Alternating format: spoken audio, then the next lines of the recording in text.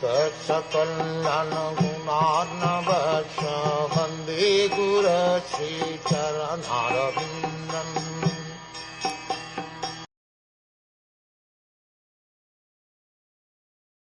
The wives of the performers of the sacrifice said, "My dear Lord, this sacrifice was arranged under the instruction of Brahma, but unfortunately Lord Shiva, being angry at Daksha, devastated the entire scene, and because of his anger the animals meant for sacrifice are lying dead.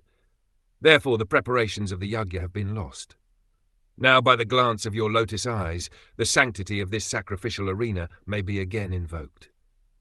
Animals were offered in sacrifice in order to give them renewed life. That was the purpose of having animals there. Offering an animal in sacrifice and giving him renewed life was the evidence of the strength of chanting mantras. Unfortunately, when Daksha's sacrifice was devastated by Lord Shiva, some of the animals were killed. One was killed just to replace the head of Daksha.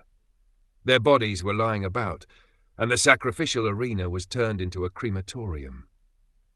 Thus, the real purpose of yajna was lost. Lord Vishnu, being the ultimate objective of such sacrificial ceremonies, was requested by the wives of the priests to glance over the yajna arena with his causeless mercy so that the routine work of the yajna might be continued. The purport here is that animals should not be unnecessarily killed.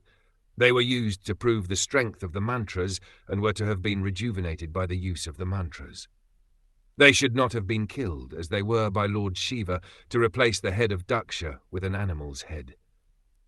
It was pleasing to see an animal sacrificed and rejuvenated, and that pleasing atmosphere had been lost.